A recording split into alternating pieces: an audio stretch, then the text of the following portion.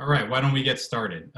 Good afternoon, everybody. My name is Gabe Scheinman. I'm the Executive Director of the Alexander Hamilton Society. It's great to see you all today, and thanks for joining us during these dog days of summer. Hope everybody's staying cool. Really excited about the conversation we're going to have today, examining a really critical new book. Before I introduce both our author and our moderator, let me just kind of talk a little bit about format. So we're going to have a conversation for about 40 minutes or so, but then really actually open it up to questions from all of you. So if you can, in the meantime, or at any point during the conversation, you can type in or submit questions via the Q&A function, which should be towards the bottom center toolbar that you have. You submit them in writing, and then once you've done that, we turn to Q&A. I'll selectively unmute you. I'll figuratively pass you the microphone, and you can kind of verbally ask your question to either of our two guests today. So it's a great pleasure for me to welcome Chris Brose. And Chris has written a fabulous book, which he will sign at some point for me, even though I have not physically seen him, The Kill Chain, Defending America in the Future of High-Tech Warfare.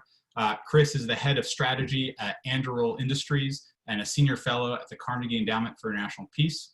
From 2015 to 2018, he was staff director of the Senate Armed Services Committee, where he was responsible for leading the production, negotiation, and passage of 4 National Defense Authorization Acts, which sets policy and authorizes spending for the entire U.S. national defense.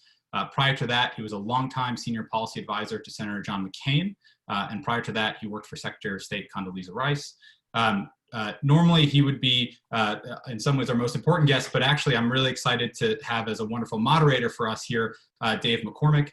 Dave is the CEO of Bridgewater Associates and responsible for overseeing the entire firm's strategy, governance, and operations, where he's been there for 10 years. Before joining Bridgewater, Dave was the U.S. Treasury Undersecretary for International Affairs in the George W. Bush administration during the last global economic crisis that we've gone through. And before that, he was a technology entrepreneur, a graduate of the United States Military Academy at West Point, and a PhD from Princeton, and a former Army officer and veteran of the first Gulf War. Dave is also an author of the fabulous recent article in another publication, the Texas National Security Review, entitled Economic Might, National Security, and the Future of American Statecraft. So between Chris and Dave, we have 2 thinkers and 2 doers at the forefront of the national discussion of our national security toolkit. So with that, let me hand the conversation over to Dave. Great. Well, Gabe, thanks so much for the introduction, and thanks for the Alexander Hamilton Society for hosting Chris today to talk about what I think is just a really important book, Chris. So congratulations first and foremost on, and we talked about it when you were in the throes of writing this thing. And I know you second guessed yourself a couple times, but what a great, engaging, substantive, provocative book. I really enjoyed it. And the thing I like most about it is, uncharacteristically for someone who sort of came out of the defense establishment, you don't mince words in terms of what you think the problem is and what you think the solutions are. So I wanted to really start with that point. You say in the book that the U.S. could lose a war with China, and we were, in your words, ambushed by the future. And I thought that was such a great way to really encapsulate one important part of your thesis. And so I wanted to start with asking you to lay that out a little bit, and then turn to, how did we get here? What are the root causes of your diagnosis?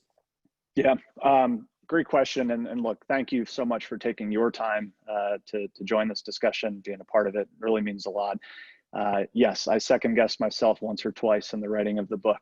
Why did I write it was a question that I was asking myself routinely as I was writing it. The problem, I guess, that I sort of try to call out here, and really kind of goes to the reason of why did I write the book, was in the time that I spent in the Senate, particularly for the last 4 years that I was there, working as Senator McCain's staff director on the Senate Armed Services Committee.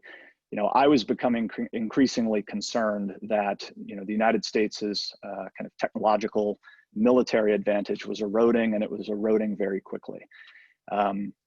There are a lot of reasons for this, and this gets to your question. One of them is that, our adversaries get votes. They have, in the case of China in particular, but to a lesser extent Russia, They have purpose-built their militaries over a very long period of time, very methodically, very deliberately, to undermine the ways and means of American military power. China in particular, really since you were wrapping up your tenure in the first Gulf War, they began a concerted effort that has really played out over the past 3 decades, not to play the same game that the US military has played, but to play a different game, to invest in the building, fielding of military capabilities that are explicitly focused on undermining how the US military projects power. And this goes to very systematically targeting our sources of military advantage, from our forward military bases in the Asia Pacific region, our sort of air power and the means of projecting air power, both from the land and the sea, our sea bases in the form of the carrier air wing, the Marine Corps' expeditionary arm, all of the sensing capability that comes into finding those things that are moving, and then the ability in the form of very long range, very precise cruise missiles, ballistic missiles, now hypersonic weapons, and a host of other different effectors to really, to go after how the US military would project power.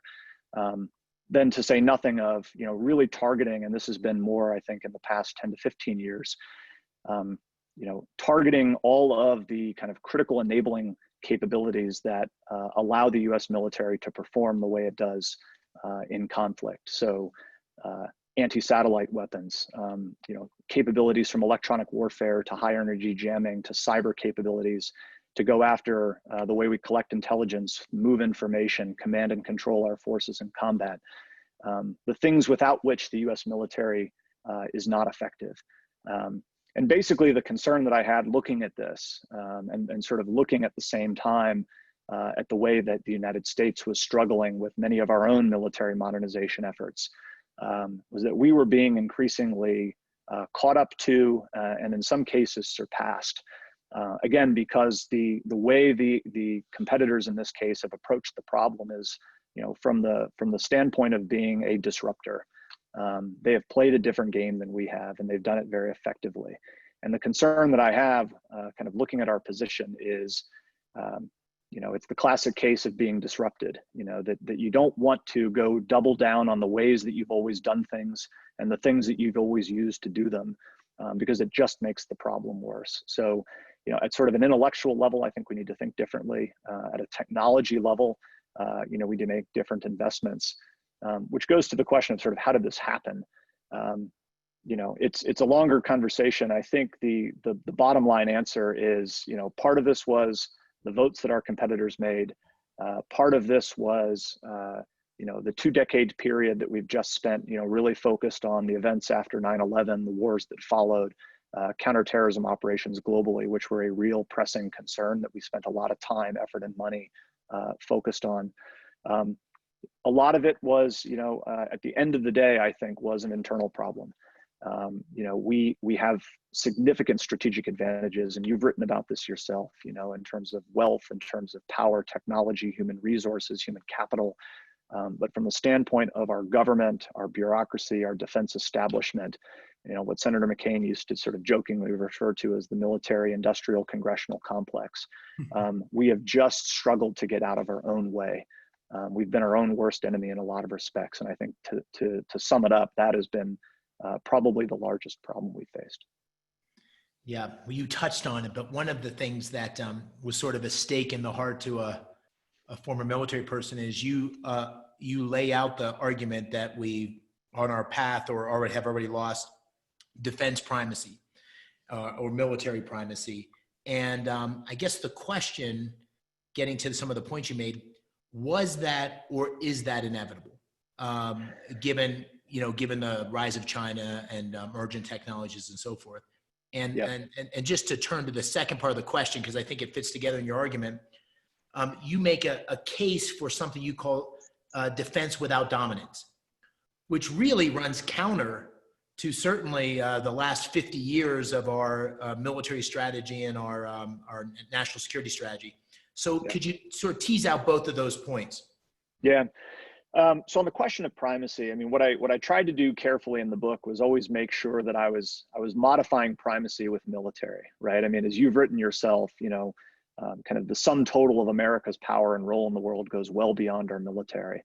And it is possible to be in a situation where you're losing military primacy, but all of these other advantages that we have, all of these other strengths that we have, still ensure that we play the kind of global leadership role that I think all of us want to see America playing. To your question about was it inevitable, there's a degree to which I think that it probably was, if the rise of China was something that was going to play out the way that it has. We can't go back and sort of magic that away. But in light of how that trend has played out in recent decades, and if we just assume that it's going to continue to progress and not, sort of violently go off course, which is, it's always a possibility, but not one we can bank on. It was probably inevitable in the sense that the relative balance of power in the world was going to shift. And I think that's what we've been seeing, and when it comes to military power in particular, America's share of military power globally is declining with respect to China because of the choices they've made, the significant focus they've put on this 900% growth in defense spending over the past 3 decades. This has been a priority for them, and they've made significant investments to get there. And there's a degree to which that's just inherently going to erode, the competitive position that America's had. I also don't think, and I try to go out of my way in the book to stress that I don't think this means all hope is lost.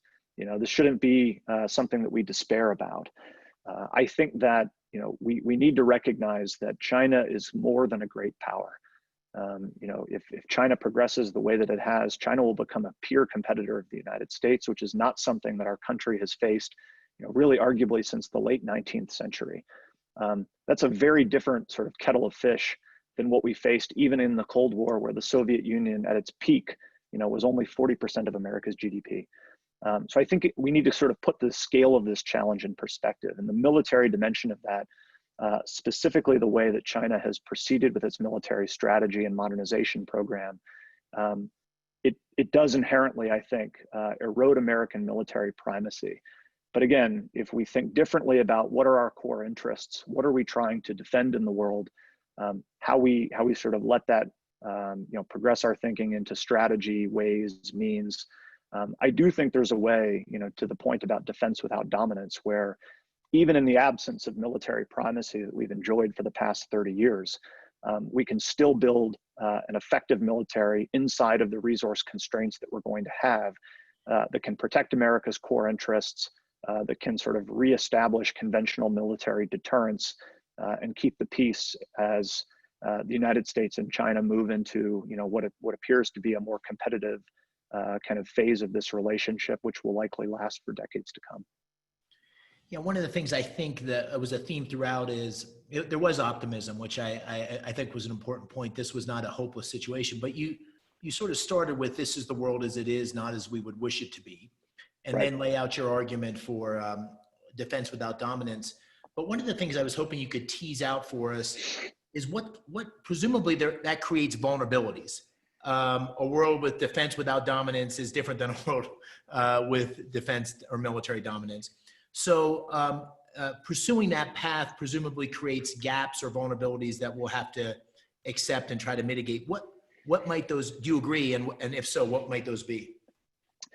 Yeah, I do agree. And I think maybe the way that I would phrase it is to ensure that we kind of reestablish conventional deterrence, that we're able to keep the peace, to make the changes that we're going to have to make, from the standpoint of defense strategy, the defense program, investment, policy. It is going to come at the expense of other things that we do, especially as we look to, kind of the aftermath of COVID, whenever we get to the aftermath of COVID. The sort of fiscal implications of that on defense spending, I think, are going to drive defense spending down. So there are a handful of non-fungible commodities in national security policy, money and time being foremost. What our senior leaders spend time on and what we spend money on are not things that we get back elsewhere. So I think to preserve the readiness of the U.S. military to focus on, the period of military competition that we're going to be moving into, that we are moving into, from the standpoint of great powers, in terms of the way we're going to have to reshape the U.S. military to compete in the, under those conditions. We are going to have to do fewer things elsewhere. We are going to have to divest of military capabilities that, we have long planned to be buying in sort of larger quantities. We're going to have to stop doing certain things from the standpoint of military missions to preserve the readiness of the U.S. military to sort of wage this peacetime competition, from the standpoint of competing in the gray zone to, kind of reestablishing conventional deterrence. It's not something that we can treat as, kind of another priority among many. It is going to have to be sort of the sort of organizing principle of how we think about building and operating our military. And to your point about risk, it will cause us to have to take risk, I believe, in other parts of the world with other programs that we're doing. And that's something that senior leaders are going to have to do consciously, and they're going to have to own that. And they're going to have to explain that, to the American public and put that into perspective. And from the standpoint of vulnerability, I do believe that, a world in which American military primacy of the kind that we've enjoyed for 30 years is eroding, is inherently a more tense and more competitive environment where, we will have advantage in certain areas of technology or domains of warfare. But there are going to be other areas where we do not have advantage, where China or someone else perhaps moves ahead of us. We're going to have to manage that in a way that accounts for the fact that we are not all dominant in all places, in all ways. I think it's possible. I don't think, again, that all hope is lost, but it is going to be a much more tense and competitive environment than I think the world we've been, kind of accustomed to since the end of the Cold War. Yeah, I wanted to explore that a bit more in terms of what I see your book really doing is laying out a different mental map of how the defense planners and how our military leadership should think about its agenda, much more designed around operational challenges. So I characterize that as a transformation agenda. And better than most people, if you went into the bowels of the Pentagon, you'd find lots of previous transformation agendas that were recommended by everybody from Andy Marshall to Donald Rumsfeld throughout successive administrations. Many of them not certainly delivering on the hopes and aspirations of the policymakers of the moment. And so, sort of two questions related to that. One, how is your agenda different than the previous way that transformation agenda, different from the previous way such things have been thought about? And why have those foundered? And are you optimistic that the kind of thinking you're laying forward will be adopted? Yeah.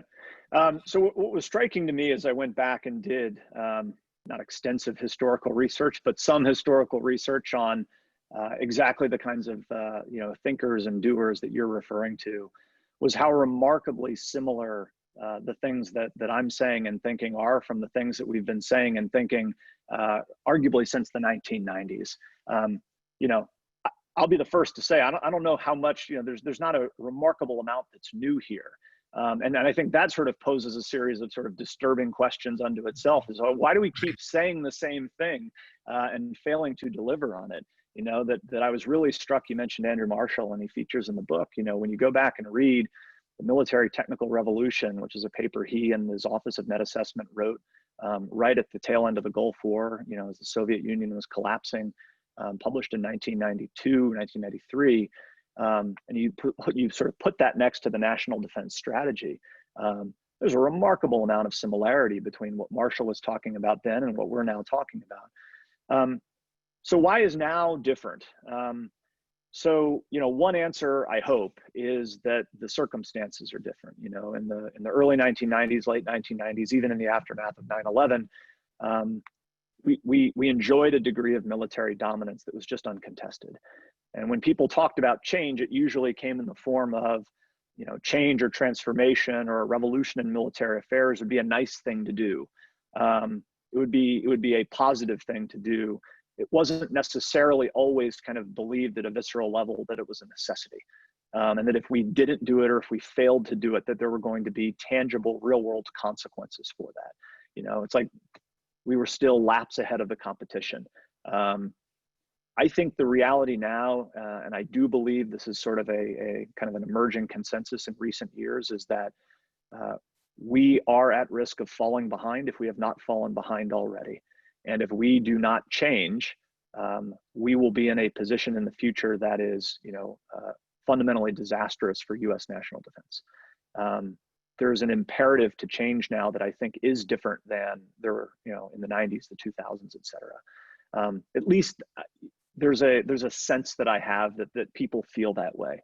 Now, feeling that way and actually doing the right things about it are different things.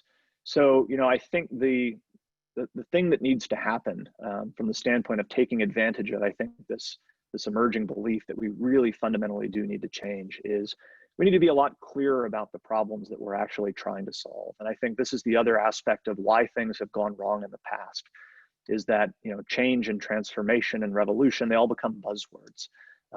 And they actually become impediments to change because, everybody who's already working on something just relabels what they're working on, with the new label, sort of take the old leader off the wall, put the new leader on the wall behind me. And now everything I'm doing is under the transformation agenda. And there's risk that that's happening already.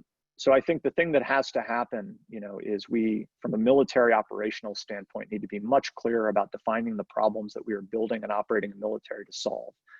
It can't just be multi-domain operations or joint all-domain command and control. We've got to be very precise about, what is this military actually going to have to be able to do at an operational level to maintain conventional deterrence, to actually succeed in a conflict against a specific competitor, if God forbid it came to that.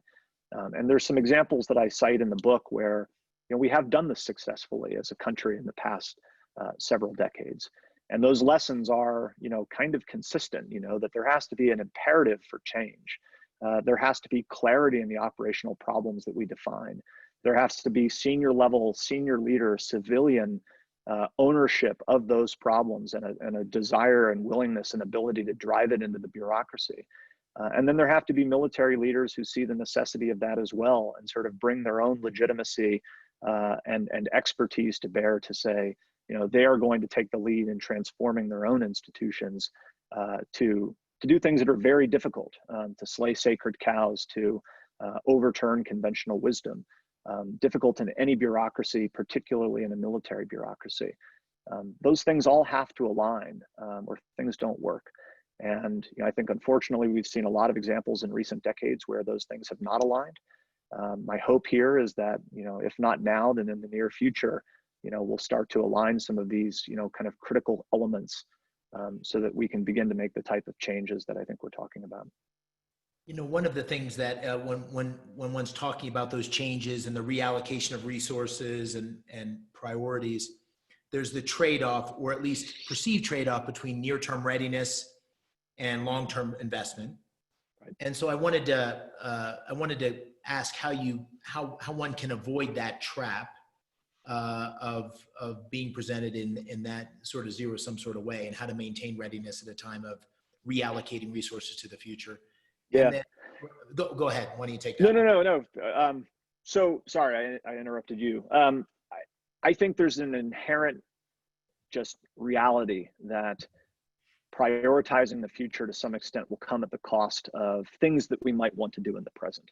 And we need to be deliberate about, from a policy and a strategy standpoint, saying that if we truly are focusing on, certain challenges that are more future oriented, or we are preparing for sort of building up the future military readiness of the nation, we have to be deliberate about not doing things that we might want to do in the present that are necessarily going to detract from that sort of overarching strategic priority. I think from the standpoint of, how to not fall into that trap too badly, or how to manage it, perhaps, I think this is where the question of technology really does come in. And I spend a lot of time in the book talking about that. I mean, the benefit of technology is that it allows you to do things differently. It's not that it allows you to do all the things that you do today, just, kind of modestly more efficiently or better.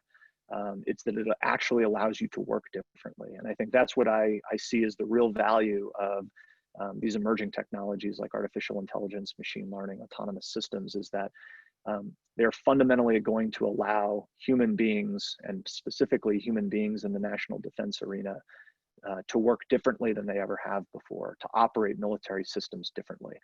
And I think that if we really embrace that for what it, what it provides us in terms of opportunities to do more with less, is maybe the pejorative way of saying it. Maybe the different way of saying it is to actually empower human beings with greater agency, greater reach, greater ability to understand the world, to make better and faster decisions, to take more relevant actions. I actually think it enables us to get out of some of the traps that we're inherently going to face around, well, what do we do with a situation in the broader Middle East or in Africa where there are real threats to national security that are emerging, trends that could certainly go in a bad direction that will require our attention, that we can't ignore. At the same time that we really try to stay focused on those strategic priorities of building future military readiness for great power competition. Technology isn't going to be a magic solution that enables us to do all things at all places all the time. But I do think it enables us to solve some of these problems in different ways when we're not going to have as much conventional force. We're not going to have as many resources to go around and try to solve these problems the way that we have traditionally tried to solve them. A question came to mind on that because you lay out a number of provocative ideas about technology and how to think about that being deployed in the future. Swarms of low-cost drones, decentralized communication networks. How much of that is an existing reality that could be put online, in very short order if the right resources were allocated? And how much of the vision you lay out in Kill Chain are things that are on the drawing board and will be the future, but aren't quite there yet? Yeah, I think to an extent that the United States Department of Defense, many in the Congress, many in the public don't realize, I think these technologies are very much here now. Now, like I will certainly not overstate, how capable technologies like artificial intelligence are. I mean, they remain brittle, they remain kind of unpredictable. They're not necessarily things that you're going to put into these kinds of high stakes environments in all times and all places. But the ability to have these technologies available now so that they allow people in uniform to work differently in very meaningful ways. These technologies are here right now. Just in a very simple way, we still employ as a nation tens of thousands of Americans in uniform to look through raw intelligence, raw sensor data, and try to separate signal from noise, to try to find interesting objects and images, interesting signals in other intelligence collection, and manage that sort of processing and exploitation and dissemination of information. Those Americans are not fundamentally working remarkably differently than their parents or grandparents did. Whereas, I'm sitting here with technology at my fingertips that is processing this information, that's using these kinds of machine learning techniques to separate out information that I should take a look at, things that the machine or the program thinks will be of interest to me. And I'm using this in my daily life to get around, to order rides, to buy books, to download music.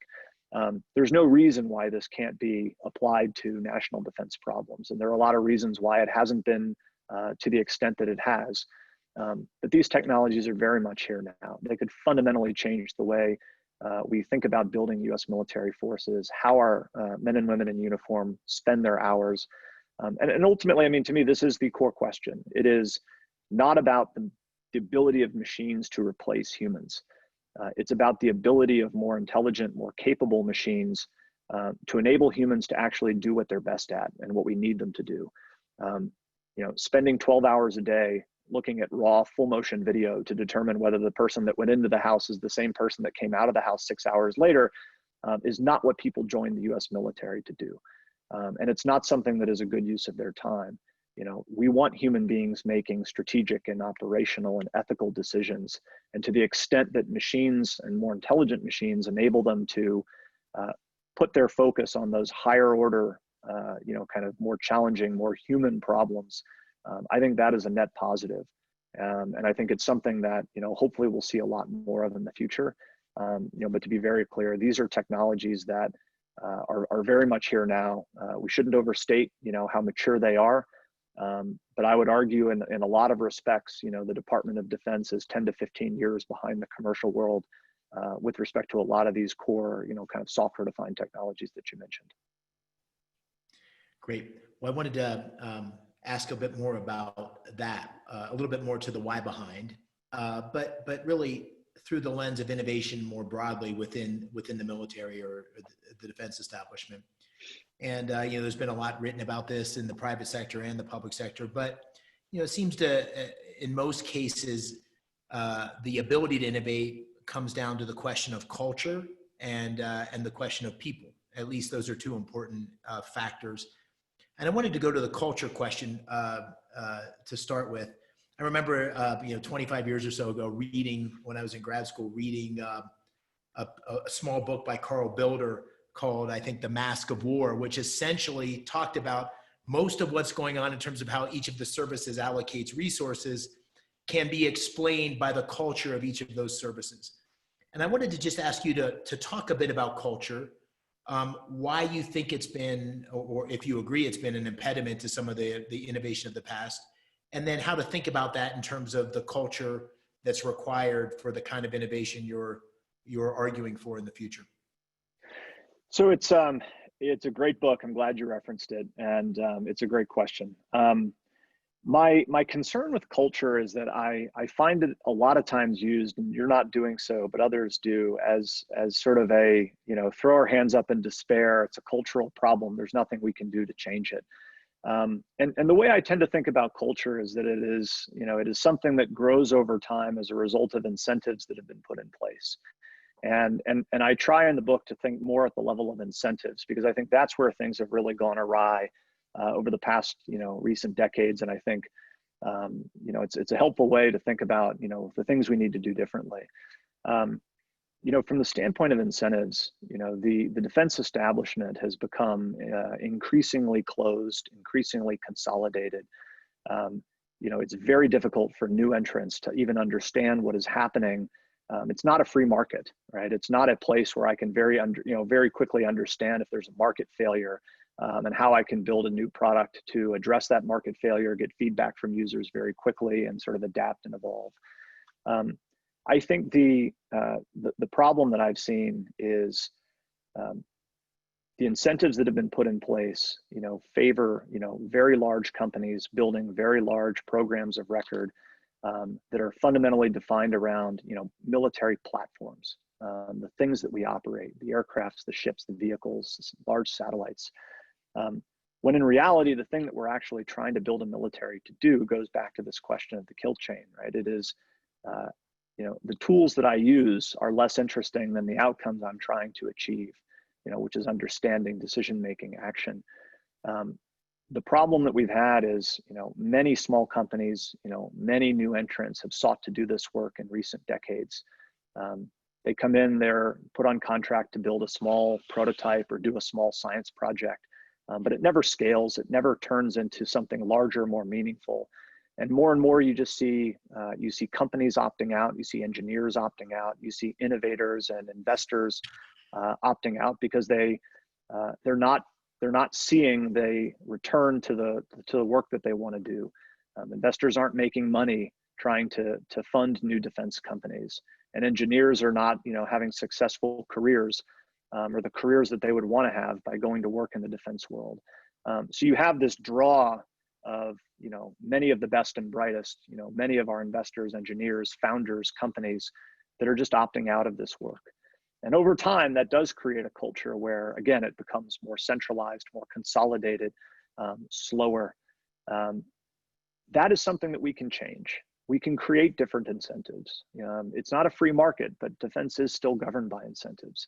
And I do think that it's something where senior leaders are more attentive to the core technologies and capabilities that they believe are going to be central to military advantage in the future. They're going to have to identify, the small numbers of performers, the winners amongst the larger pool that really need to be scaled quickly. And as you do that, people will see a path to success here in terms of national defense being a place that, engineers, developers, innovators, investors can be successful working within. That there's a different way of doing this. And I think that over time begins to change culture. I think it begins to change the industrial base in a way that is, makes it more dynamic, more competitive, more of a sort of an innovation ecosystem. But we've got to scale, we've got to scale emerging technologies quickly, and certainly quicker than we have. To the point about military culture, I 100% agree that, and I sort of speak about this in the book, the Navy wants to talk about its 355 ships, and the Air Force wants to talk about its 386 squadrons. The Army is constantly fixated on what its end strength is. But you can begin to break this conversation down around the things that you're actually trying to do. And I think what I've found in my experience is that, the individuals within those services, organizations, et cetera, are the first ones to recognize that, this is just the wrong way to think about the problem. The issue is that so much of how we build and sort of budget and program for and evaluate our military reinforces these kinds of proclivities or wrong ways of thinking about the problem. And I think that's where, again, from the standpoint of governance, you need senior leadership that is going to try to create a more competitive environment to actually focus on the outcomes we're trying to achieve, rather than kind of the number of inputs that a given service may want to have, because that's the way they've always traditionally thought about the problem. I'm near the end of my time before I turn it over to Gabe and draw in the audience, but I want to try to end with two very quick questions that you can respond to. The first, and we talked about this a little bit before the call started, despite a very clear-eyed, I think very biting critique, which was one of the real benefits of the book, you also do have a note of optimism. As you said, there's a path and an optimism of our ability to potentially work our way through this in a way that ultimately serves our country's interests very well. And you've said that you've gotten a great reception by a number of military leaders, senior leaders in the Pentagon. Give us a couple of your thoughts on reasons why we should be optimistic beyond the externalities that you mentioned. Why we should be optimistic that this time is a bit different, and that some of the things you're proposing really will get the momentum and the support they need. Yeah, so my reason for optimism, I guess, can be boiled down to, we have seen the problem and it is us. That when you actually look at sort of the major sort of sources of advantage that we have as a nation, they're remarkable. We have an enormous amount of money. We're spending hundreds of billions of dollars on national defense every year. And even when defense spending goes down, as it likely will in the future, we're probably going to be spending, well in excess, somewhere between 1/2 to 2/3, of $1 trillion on national defense. If we can't build a successful military for that amount of money, we should probably hang it up. And that is dwarfed by the amount of money, as you know better than anybody, that's out there in the investment community, private capital that is just out there looking for good things to do, good things to invest in. At the level of human capital, I mean, we have a remarkable, well-educated, hardworking, critical thinking, entrepreneurial, group of people in this country, and especially inside of national defense and the U.S. military. And then technologically, look, it's a more competitive space out there in these kind of advanced technological fields. But America continues to lead the world in artificial intelligence and advanced networking and machine autonomy and these kind of outer reaches of science and technology, research and development. So, at a structural level, we've got remarkable advantages going for us, to say nothing of the fact that, even when things are bad, people still want to come to America. They still want America, to be their critical ally or partner of choice. There are a lot of competitors that we have in the world who can't say that they have those kinds of advantages. And if we were lacking any of them, the future, I think, would look a lot darker than it is. The problem is we just can't get out of our own way. We keep blocking our own kicks at the level of politics, bureaucracy, kind of the incentive structure that governs how Congress and the Department of Defense and defense industry, kind of build and deploy military capabilities. the incentives aren't aligned correctly. At the level of politics, we continue to sort of fight amongst ourselves rather than focus on these bigger problems that we really have coming down the pike. So if things are going to be different, I can be optimistic that they can be different. And I try to be optimistic because I believe that it's possible. And I try to lay out in the book why, at the level of structural advantage, I think we have a lot going for us. And it's about the choices that we make that we actually control, where we can sort of shape a different course for ourselves. Whether or not we do that is also up to us. And I can be optimistic about that because I do believe we still kind of control our own destiny in this respect. We're not like the British Empire after World War I, where it was just sort of circling the drain inevitably. I think that we have here an ability to change, but we have to be clear-eyed about the consequences of not doing it. And again, that's why I tried to write the book, was to focus people on all the great things that we have going for us and all of the ways that we are actually standing in the way of our own, kind of future success. Whether or not that changes that's well above my pay grade. But I think it's possible. And, I want to create more of that sense of urgency that, will create a greater likelihood that it does change. Great. Thank you for that.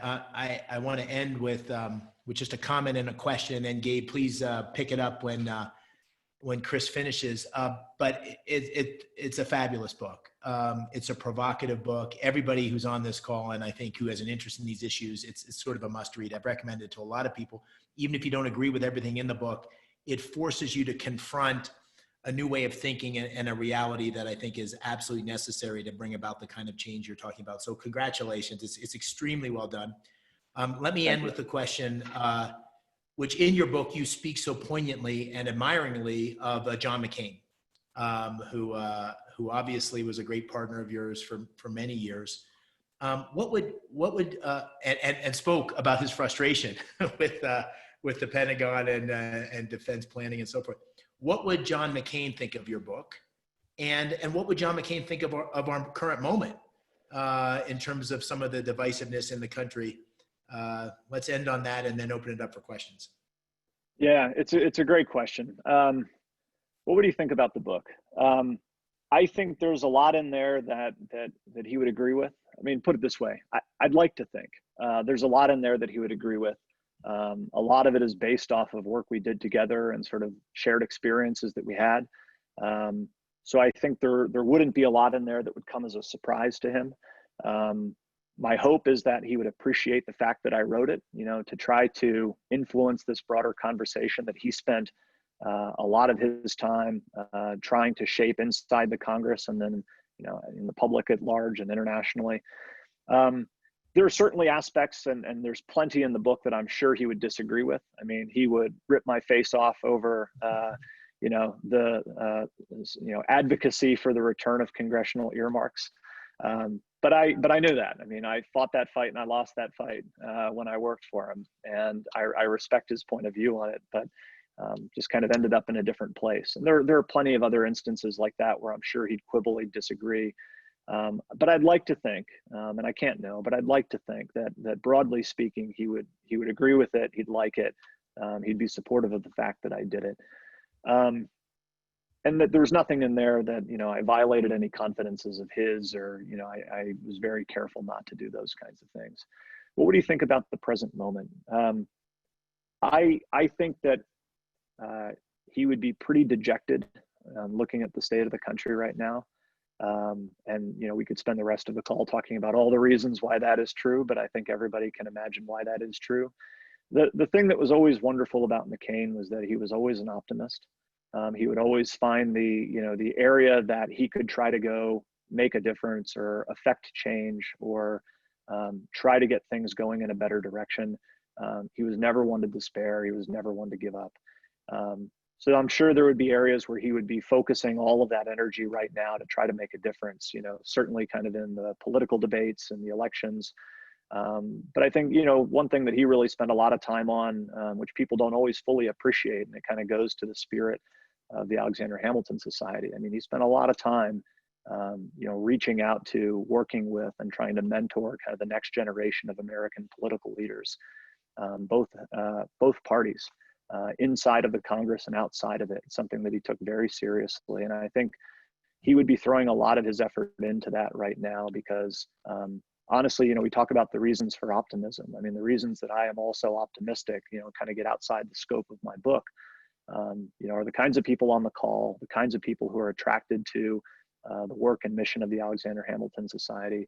And in the Congress, as you look at sort of a new generation of leaders coming into the Congress on a bipartisan basis, many of whom have, really serious backgrounds in business and national security and uniform, in government service, and they're joining government, legislative or otherwise, for the right reasons, because they recognize that the country's in a tough spot, and they want to go to Washington to make hard decisions and do hard things, not to avoid that. That to me is a reason for optimism. I think McCain would see it the same way, and I deeply wish, that he were here trying to help those, kind of new members of Congress, young people, kind of find their place and rapidly ascend to a position where they can really make an impact. Thank you. Chris, Dave, thanks so much. Chris, the way you ended your comments, beyond the fact that I probably told you we bought some books from students, which was helpful, but no, I'm reminded of the Charles Krathheimer essay and quote that says, "Decline is a choice," which then I think Speaker Paul Ryan kind of reinvigorated. But your call is that actually going back up the incline is also a choice. And it seems like a lot of your work is really a call for that. So thank you very much. So we're going to go to questions. Like I said, please, there's a bunch already in the queue. We have time for a few if you submit it in writing, and I will figuratively hand you the mic and unmute you, and just remember to introduce yourself. So Joseph Greco, I'm about to unmute you, and please introduce yourself and then ask your question. Hi, thank you to both David and Chris. The talk thus far has been really informative, and I appreciate you guys taking the time today to speak to us. My question was to you, Chris. Although your book refers to the wars in Iraq and Afghanistan as a causality of an era of overconfidence amongst Pentagon officials in traditional U.S. military strategy, do you see the application of advanced military technologies, such as those produced by Anduril, being successful in the Middle Eastern region? Or do you believe that we really need to refocus our evolving defense capabilities purely on East Asia? Thank you. Yeah, so in short, absolutely. I think that, kind of to the earlier conversation, there are a lot of challenges that we're going to continue to have in the broader Middle East from a counterterrorism standpoint, other threats, where these technologies are very much going to be, I think at the forefront of how we address those problems. Because they're, at the end of the day, they're core military problems. And again, the reason I sort of focused on this concept of the kill chain is that, it doesn't change. How I understand events in the world, how I make decisions, better decisions, faster decisions, more decisions, how I take actions to sort of direct effects to create outcomes. These are things that these types of technologies that that I write about are just inherently going to change, and it's going to have applicability for kind of a more of a counterterrorism type mission set in the Middle East, or other types of problems that we're confronting there, and certainly, obviously, the broader applicability when it comes to great power competition. So yeah, I think that it's applicable in both directions. Great. So Paul Leto, passing you the microphone. Chris, Dave, Gabe, thank you for this insightful session. And I'm obviously glad the Hamilton Society is hosting this and is in the middle of these kinds of debates and discussions. Chris, in recent years, DoD has launched a number of initiatives to bring in tech innovations from the private sector in the US, including from non-traditional defense companies. And you mentioned that you see a problem between companies, there's a gap. In other words, companies may get a development contract, but then may have trouble scaling the technology they develop. Can you tell us, how do you grade the department's success in the initiatives they've launched in recent years to bring in new tech? And how can we collectively do a better job of that? Yeah, thanks, Paul, and it's great to hear your voice. Thanks for joining. Um, I think, to your point, there's been a proliferation of these organizations in the past 5 years or so, and I think that's good. It has never been easier for a small company, a startup, a new entrant, or a non-traditional company to start doing work, to get on contract, to do work for the Department of Defense. That is a good thing. The challenge becomes, how do you take the hundreds of those performers and determine who are the handful that are going to become the next SpaceX, or the next company that can really succeed at scale.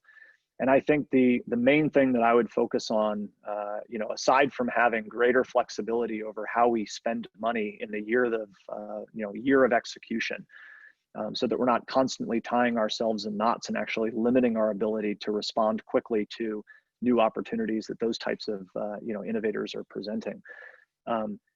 It's trying to start creating more areas of kind of programmatic competition.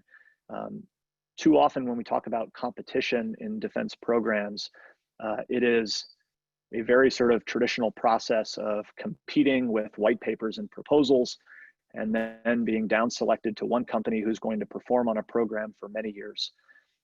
What I would love to see is more programs that are being recompeted on the basis of actual performance year over year over year. It's not going to be possible for everything. You're not going to do that with stealth bombers and aircraft carriers. But there are plenty of defense programs where you can actually take these capabilities out into the environment, into the real world, and do fly-offs, bake-offs, shoot-offs, and create a level playing field for a new entrant to say, if I put my own investment in, my own hard work into building a capability for the United States military, I know that I have an opportunity in the near future to take it out and compete against other performers. And if I win based on agreed upon metrics and outcomes that we're trying to achieve, I can walk away with a significant contract. And I'm going to have to come back and compete for it again the following year and the year after that. But try to create more of a market environment where, again, it's never going to be like the commercial world, but make it more competitive based on actual performance, real world outcomes. I think that's how you can start to determine, of all of these different small companies that are coming in to do work with the Department of Defense, who's got the real ability to scale, who can really perform at the level that the Department of Defense is going to need, and who may just need to remain, a smaller effort or move on altogether. Those are the kinds of things that I think enable us to scale in the right ways, focused on the right things. Great. All right, let me turn to Carsten Schmiedel. Thank you, Gabe, and also to David and Chris for the outstanding and very insightful discussion. I'm with the Center for European Policy Analysis, so maybe somewhat predictably, my question is about the role of allies in a world with emerging and disruptive technologies. Do you see that as an advantage for the U.S., both in terms of disrupting, in terms of developing new technologies that might inform a new kill chain? And do you see that as maybe an advantage over China? Thank you. Yeah, thanks. I mean, it's a great question, and you're spot on, and it's an oversight on my part when I was, kind of tallying the many advantages that America has. I mean, our allies are top of that list as well. We have a lot of them, and our competitors don't. I think the question of how we integrate more closely with allies, how we align our defense programs, defense spending, industrial bases, sort of technology development efforts is something that we can and do need to do a better job of. I find that we pay a lot of lip service to allies, but when it really comes down to the level of, technology transfer, operational integration, I don't think that we do as good of a job as we'd like to believe. There's still this sort of mindset that if push really comes to shove, America's going to go out and do the heavy lifting on our own, and our allies are going to hold our coat. And when it comes to really enabling allies to become more technologically, militarily capable by weapon sales or technology transfer, for bureaucratic or political or other reasons, we often don't do as good of a job as we can and should, empowering those allies and finding meaningful ways to work together to develop more capable military systems that benefit us both. I think it's a huge advantage for the United States, but I also think it's something that is it can become an even better advantage for reasons, again, that are fundamentally under our control from the standpoint of, policy, bureaucracy, governance. We can make these choices to actually integrate better with allies and become more powerful, more capable as a result. Nicholas Ramana.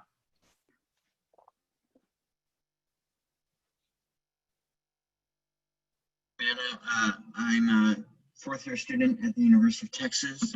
My question has to do with the recent decision to create the U.S. Space Force, and whether or not you feel that creating new agencies to tackle these technological problems is wise, and what the Space Force tells us about future decisions to either create new agencies or consolidate pre-existing ones. The Space Force.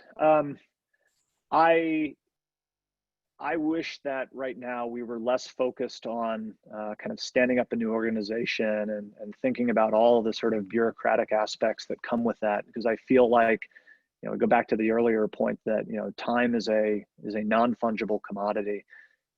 Money is a non-fungible commodity.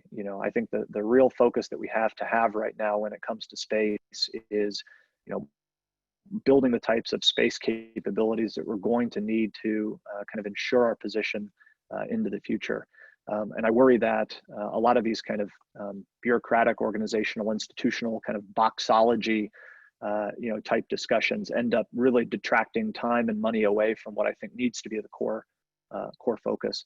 That being said, I think, my belief when I was in the Senate was that, it was inevitable that space was going to become its own military service, and it was going to, kind of operate in that domain differently than I think we've ever operated in the space domain, and that you really were going to need a different institution to think about that problem differently. So to a certain extent, there's an argument that can be made, better late than never. If not now, then when? Do it now and get the benefit of a cultural change, to Dave's point, that really could be meaningful. But I think the core thing is that the Space Force, if we're going to, we are moving in this direction, it truly does need to be different. Congress did not drive the direction of the Space Force because they believed that the United States was succeeding in national security space. They did it because they were concerned that we weren't where we needed to be and we were falling behind. The Space Force has an awesome mandate to think differently, operate differently, and completely reimagine U.S. sort of military space operations. And it would be an enormous, an enormous tragedy if they didn't sort of fully embrace that mandate to really significantly change and reimagine U.S. national security space. I think that's the bigger risk right now, is just that it becomes too mired in the traditional ways of doing things, and we aren't actually as ambitious as I think the political leadership in this country on a bipartisan basis really want the Space Force to be. Chris, Dave, I'm going to take the moderator's prerogative of asking the last question, and then we're going to wrap up because we're out of time, which is, as you both probably know, in terms of sort of what students learn about military history on college campuses these days, find a diplomatic word, but isn't a lot, let's say, to say the least. So how might you, given HS's mission, our mandate, working with all these students and young people, for young folks who want to get interested in the defense world, in defense policy, in particular along the lines you're talking about, what kind of education might you suggest? What paths might you suggest they follow? How would you go about constructing a curriculum or cursus for someone now at this moment projecting out for their generation going forward in terms of what they should learn and who they should look to? So I'll be very brief, and I'd love to hear Dave's thoughts on this. There's a lot about policy, in my view, that you just have to learn by doing.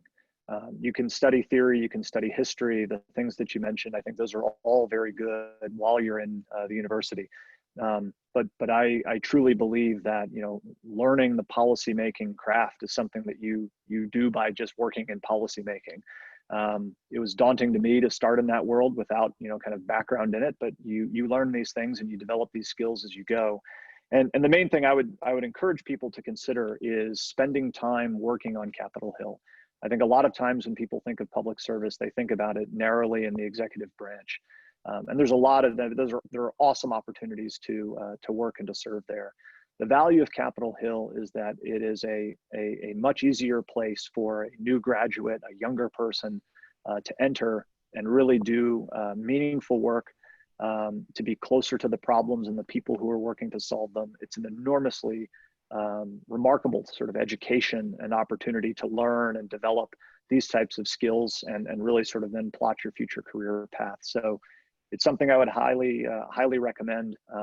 It's something I got a ton of value out of, and think that it's certainly worthwhile. I don't know, Dave, would love your thoughts. Well, I couldn't agree more with what you said, Chris. And I just make 2 points. I think reading, thinking, studying these issues is a hugely important foundation. That I think Mark Twain had the great line about history doesn't repeat itself, but it rhymes.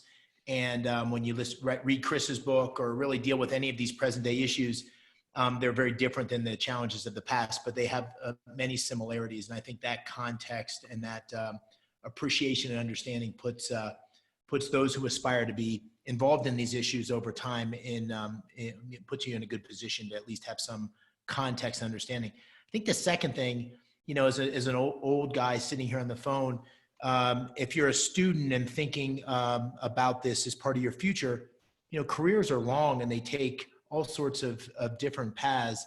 And by maintaining that commitment to these issues, even if you go into the private sector, but maintaining that sort of consistent engagement, politically, apolitically, intellectually, through Alexander Hamilton Society, through think tanks, through supporting candidates that are consistent with your beliefs, whatever you choose to do, that opens up opportunities to contribute. And if you're not doing the work along the way to be able to, many of the people on this phone, Paul and others, have had those kinds of careers. And so don't think of it in terms of the next 3 years, think of it in terms of the next 30 years. If these issues are near and dear to your heart and you want to contribute to the country, that there'll be opportunity. It'll present itself in unexpected ways. And the Alexander Hamilton Society is a great starting point. Great. Thank you, Chris. Thank you for writing a wonderful book. Dave, thanks for leading us in a wonderful discussion. Thank you both for your past service to the country. Thank you both, I hope, for your future service to the country, to the point, Dave, you just made. Thanks for seeing everybody today. Hope to see you next week on Monday at 5 p.m. for our next event on diagnosing national security, COVID lessons learned. We're really pleased to be joined by Professor Bob Bishop, who's the Dean of the College of Engineering and CEO and President of the Institute of Applied Engineering at the University of South Florida, Dr. Luciana Borio, formerly of the National Security Council and now a Vice President in QTEL, and Dave King, who's the former CEO of LabCorp, one of the nation's largest testing, to a conversation chaired by our board chairman, Roy Kasevich, on the nexus, frankly, between our diagnostic capabilities in this country and what implications they have for national security. So great to see you all. Dave, Chris, thanks again. Be well. See you all soon. Thank you both. Thank you very much. Chris. Thanks, Bye. Dave. Thanks, Gabe. Thanks, everybody.